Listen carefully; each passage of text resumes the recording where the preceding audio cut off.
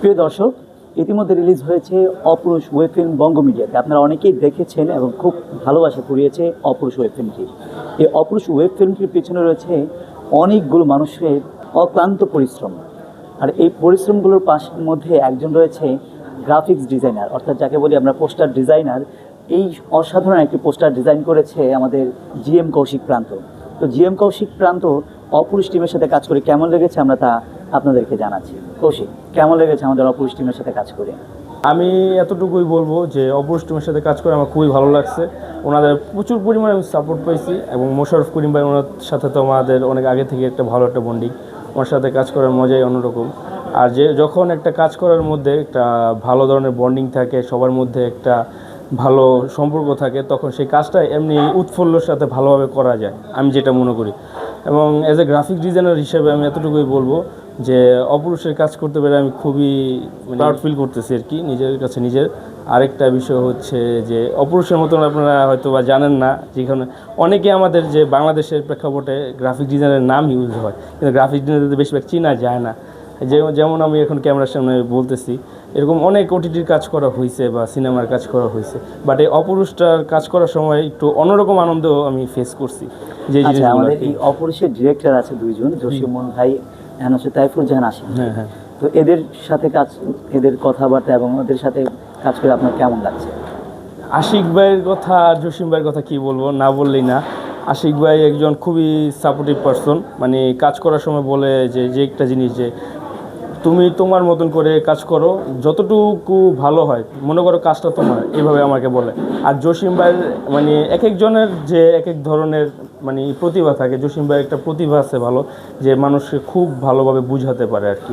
আশিক ভাইয়েরও এটা আছে, কিন্তু জসিম ভাইয়ের জিনিসটা দেখছি খুব ভালোভাবে বুঝাতে পারে, যার কারণে দুজনের সংমিশ্রণে আর কি আমি খুব মানে নিজের কাছে খুব ভালো লাগছে কাজটা করে আর কি। আর দ্বিতীয়ত বলবো যে আমার খুব মানে এত ক্লোজ বলার বাইরে, সেটা হচ্ছে নাবিল ভাই আমার খুব সাপোর্ট করছে পোস্টারের সময়। যখন অনেক সময় আমরা গ্রাফিক ডিজাইনাররা, ভিডিও এডিটররা রাত্রেবেলা কাজ করে থাকি, সাধারণত দেখা যায় কি রাতে অনেক সময় কাজ করার সময় মানে মাথা কাজ করে না, সারাদিন কাজের স্ট্রাগলের ফলে। তখন আমি আর কি নাবিল ভাই জিজ্ঞেস করি, ভাইয়া দেখো তো পোস্টারটা কেমন হয়েছে, ভালো হয়েছে কি না, বা আশিক ভাই বা জসিম ভাই আপনারা পছন্দ করবে কি না।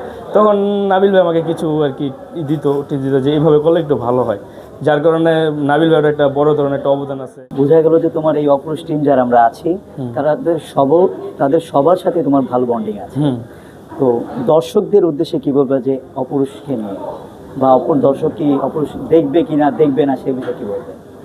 দর্শকদেরকে এতটুকুই বলবো, আমার যতটুকু বলার, আমি এটার পোস্টার ডিজাইন করছি এই জন্য না যে আমি যদি আমি অডিয়েন্স হিসেবে বলি, আমি যদি এটা টিমের সাথে নাও থাকতাম, আমি যদি এটা মানে দেখতাম, বা আমার ফ্রেন্ড সার্কেলে যদি কেউ আমাকে বলতো যে এটা একবার দেখে দেখ অপুরুষটা কেমন হয়েছে, সেক্ষেত্রে আমি যদি দেখে থাকতাম, আমি অবভিয়াসলি আমি আমার ফ্রেন্ড সার্কেল যারা সবার কাছে আমি শেয়ার করতাম ভিডিওটা আর কি, মানে লিঙ্কটা শেয়ার করতাম যে কী ধরনের বানাইছে, যেটা আর কি আমাদের ধারণার বাইরে। এটার মেকিংটা এত সুন্দর হয়েছে আর ডিরেকশন লেভেল এত জোস হয়েছে, আর সবার এটার পাশাপাশি কাজ করার মধ্যে যে একটা মানে আনন্দ নিয়ে কাজ করছে, যার কারণে কাজটা এত সুন্দরভাবে উঠে আসছে।